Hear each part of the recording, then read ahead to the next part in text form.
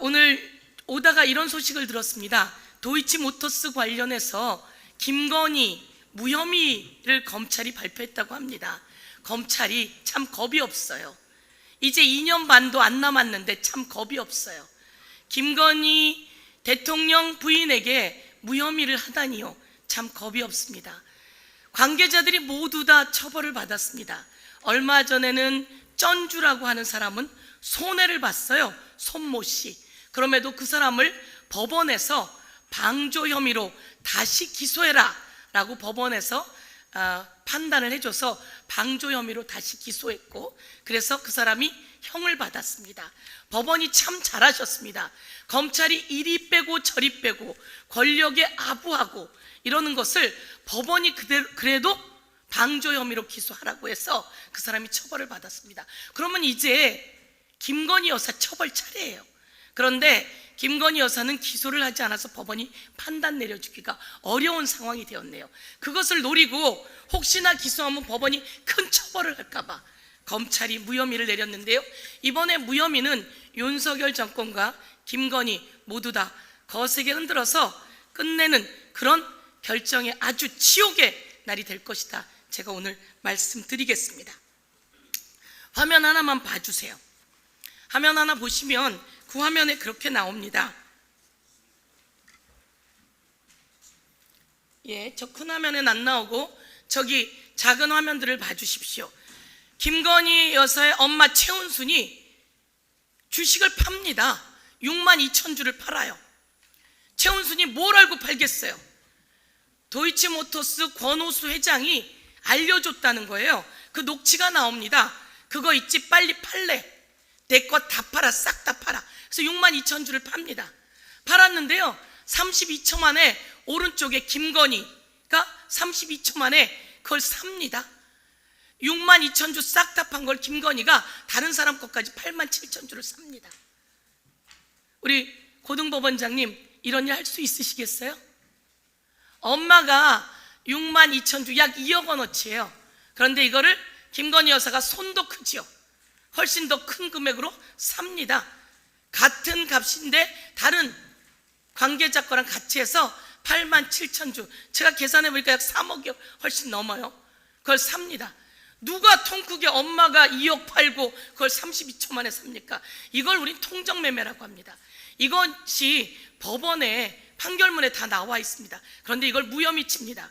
검찰이 겁이 없어요. 이 얘기는 윤석열 대통령이 한 말이에요. 검찰이 참 겁이 없습니다. 예, 이 부분에 대해서 저희가 다시 재정 신청할 수 있도록 법안을 냈고 이것을 만들어서 법원이 판단할 수 있게 하려고 합니다. 오늘 김건희 여사에 대한 도이치모터스 주가 조작 불기소 이유와 관련돼서 민주당에서는 굉장히 많은 비판을 하십니다. 잘 아시다시피 이 사건은 문재인 정부 시절에 2년간 치열하게 특수부 검사 수십 명을 동원해서 했던 사건입니다. 그러면서 그 당시에 주범인 권오수, 이종호 등을 기소하고 당시에 손모 씨에 대해서도 공범으로 기소를 했습니다. 그러니까 그 당시에 필요한 조사는 다 했습니다. 그럼에도 불구하고 김건희 여사에 대해서는 처리를 보류하고 그대로 방치를 했습니다. 그리고 나서 다시 2년이 지났습니다. 그 이후에 왜 이게 이렇게 처리가 늦었는지 오늘 불기소 이유 결과를 보니까 명백하게 죄가 될 수 없는 사안인데 이걸 이렇게까지 처리가 늦어졌는지 저도 이해가 가지 않습니다. 그리고 우리 손모 씨에 대해서 우리 존경하는 서영교 의원님께서 법원에서 용감한 잘 판단하셨다고 하는데, 사실은 이 손모 씨는 원래 기소를 할 때는 주가 조작의 공범이라고 해서 검찰에서 기소를 했는데 공범성이 인정이 안 된다 그래서 무죄가 선고됐습니다. 그러니 검찰에서 그 부분에 대해서 범죄 관여도가 높고 그 주가 조작의 선수들과 직접 거래한 내역이 있다고 해서 또 문자 메시지가 있고 해서 방조범으로 공범성보다는 좀 약하게 기소를 했고 그것이 유죄가 선고된 겁니다. 검찰에서 손모 씨에 대해서 범죄를 처벌하기 위한 노력을 했고 거기에 대해서 적합하게 판정이 난 거다라는 말씀을 팩트 체크 차원에서 드리겠습니다. 오늘 박은정 의원님 질문해 주시죠. 네, 존경하는 유상범 위원장님께서 만일에 검찰에 계속 계셨더라면 대통령 배우자 김건희 씨에 대한 도이치모터스 주가 조작 사건을 기소하셨을 겁니다. 저는 확신을 하고 있습니다. 그런데 아까 오늘 도이치모터스 무혐의 처분에 대해서 수긍이 간다 이렇게 양심에 반하는 말씀을 하셔서 매우 저는 실망했습니다. 검사 후배로서요. 도이치모터스 사건은 2020년 4월 윤석열 검찰총장 당시에 고발이 되었습니다. 그러나 총장의 배우자를 수사할 수 없어서 서울중앙지검은 수사를 할 수가 없었습니다. 2020년 10월 총장의 수사 지휘를 배제하는 법무부 장관의 수사 지휘가 있음으로써 그 이후에 수사가 제대로 진행이 됐고 김건희 피의자에 대해서 소환을 하려고 했지만 윤석열 검찰총장이 검찰총장을 임기도 안 마치고 그만두고 대선에 나가는 바람에 정치에 영향을 줄 우려가 있다는 이유로 소환이 불발되고 체포영장도 실패했습니다. 그렇게 좌절된 사건이 윤석열 정부 들어서 용산의 위성정당으로 전락한 윤석열 검찰이 지금 2년 반 동안 차마 무혐의를 할 수 없어서 질질 끌다가 막다른 골목에 이르러서 이제서야 무혐의 처분을 한 것입니다. 무혐의 처분 이유 결정서를 보면 기가 막힙니다.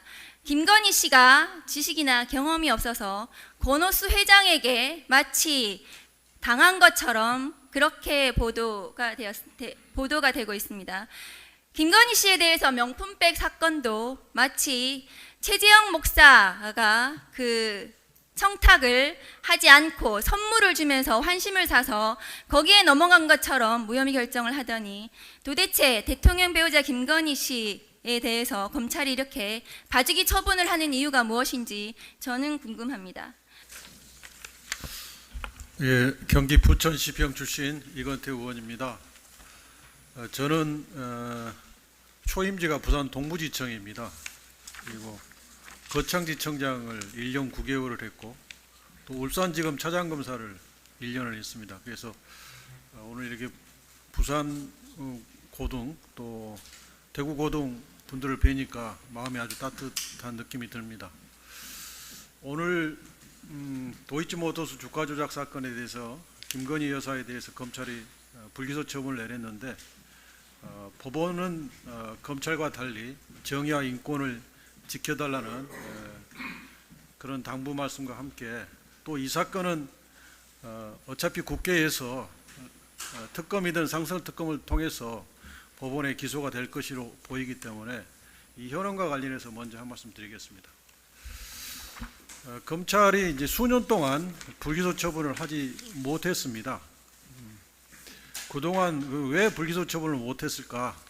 지금 불기소 처분을 할 거면 진작 하지. 그것은 기소할 증거가 차고도 넘치기 때문에 차마 불기소 처분을 못했던 겁니다.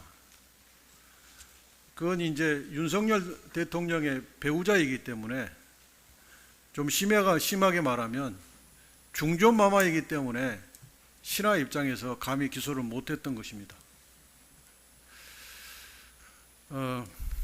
검찰이 불기소장 보도자료에서 낸 이러저러한 구차한 이유를 보면 한마디로 피의자 김건희가 범행을 부인하고 있고 그 말에 믿음이 간다 이겁니다. 이 말을 듣는 순간 법조인이라면 뱃속에 있는 정의감이 불쑥 솟아오를 겁니다.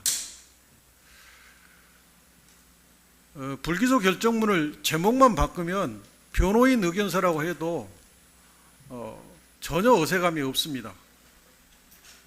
저는 이번에 검찰총장 청문회 때 후보자에게 제발 대통령의 편에 서지 말고 국민의 편에 서라고 당부 말씀을 드렸고요. 이렇게 가다가는 검찰의 수사권이 통째로 날아갈 것이다 이렇게 경고를 했습니다. 그런데 검찰은 국민의 검찰을 버리고 대통령의 친위 수비대로 전락해버렸습니다. 검찰은 김건희 여사가 만든 온갖 쓰레기를 해결해주는 해결사로 전락했습니다. 전국의 검사, 수사관, 실무관님들, 또 검찰 출신 서울의원님들, 오늘 모두 검찰의 이 결정에 부끄럽고 치욕스러움을 느낄 거라고 생각합니다. 이제 검찰의 문패를 내릴 시간이 된 것 같습니다. 지금의 검찰총장과 중앙검사장은 검찰의 문패를 내리게 만든 검사로 역사에 기억될 것이라고 저는 생각합니다.